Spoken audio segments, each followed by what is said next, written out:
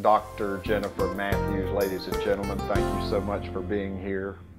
Thank you for having me. I'm German Shepherd Man, and our topic is going to be, I was telling you, I get a lot of heat from people that only feed raw meat, but this discussion, this topic is going to be cats are carnivores, dogs are omnivores. Yeah. And I don't try to tell people this is the way to do things. I just say, look, this is what I do.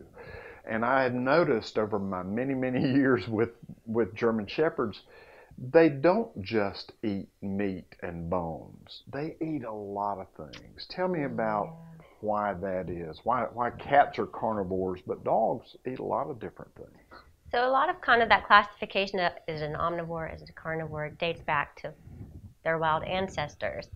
So in the wild, dogs are considered omnivores. They're going to eat the meat, they're going to eat the bone, but they also eat fruits, vegetables, various things. It's not, a lot of people think raw meat diet. That's what it needs. And that's fine as part of it, but that's not all it needs. Like a dog needs other things as well. Its digestive tract is built so that it can accommodate and digest and process and utilize all of those things, not just meat. Wow, didn't know that. Now, you mentioned you have cats. She loves cats. I do. The cat lady, the cat lady vet, not crazy cat lady. Not yet, no. I'm in the single digits, so I'm cool. Not yet. You heard that, right? Now, you mentioned that cats are carnivores. Why is that? That again dates back to their ancestors. In the wild, primarily they eat the meat. That's their primary source and what they can utilize and digest and process and get the most benefit from. They will stray and eat other things, but they're not as effective at it as dogs are. And their digestive system, everyone thinks, oh, it's an animal's digestive tract. Digestive tracts are similar, but they're not always exactly the same. Enzymes vary, so the animals are going to process differently. A carnivore is going to have a slightly different way of metabolizing and using what they're eating in their diet versus what an omnivore will. Okay, back to dogs and omnivores, primarily German Shepherd dogs. I have noticed my dogs eating all kind of things. I have a persimmon tree. I have a fig tree. I have blueberries. I mean, they'll walk up to the blueberry plant and pick off blueberries and eat them. Right. And I don't get any, I mean, unless they're, more than this high off the ground. Their digestive system, you mentioned enzymes and so forth. What's it about their digestive system that causes them to need more than just meat?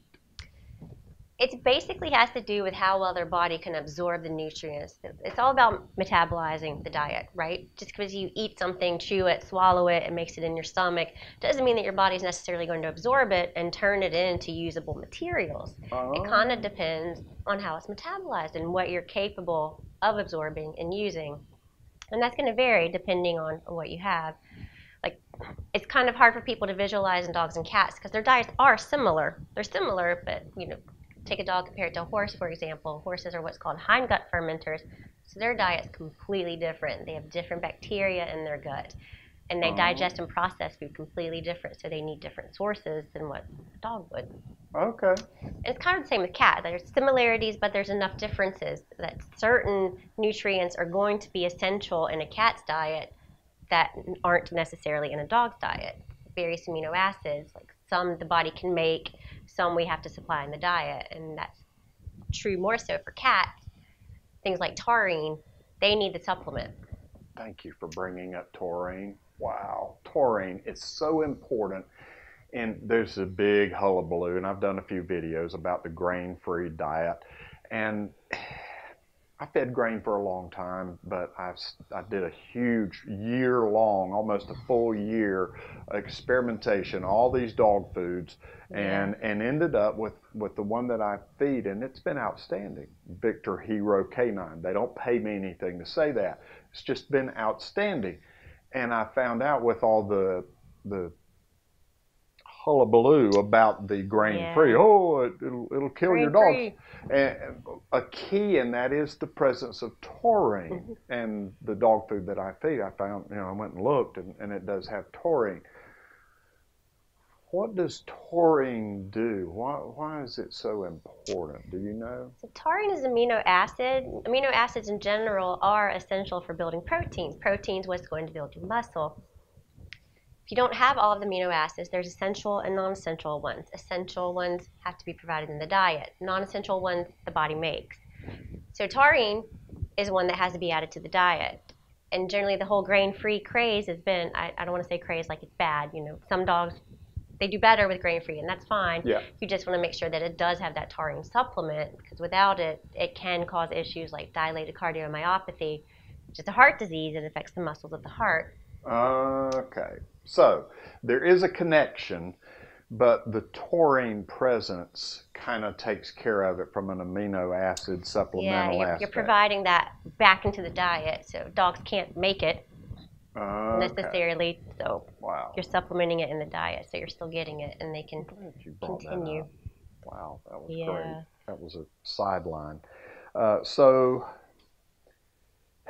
in your estimation, if somebody's going to feed a raw diet, would you say they need to have certain types of vegetables and fruits included in with the meat and bones? Absolutely. If you're going to make a homemade diet, it's more than just getting raw meat. You do definitely have to make sure you're providing all those balanced nutrients and minerals.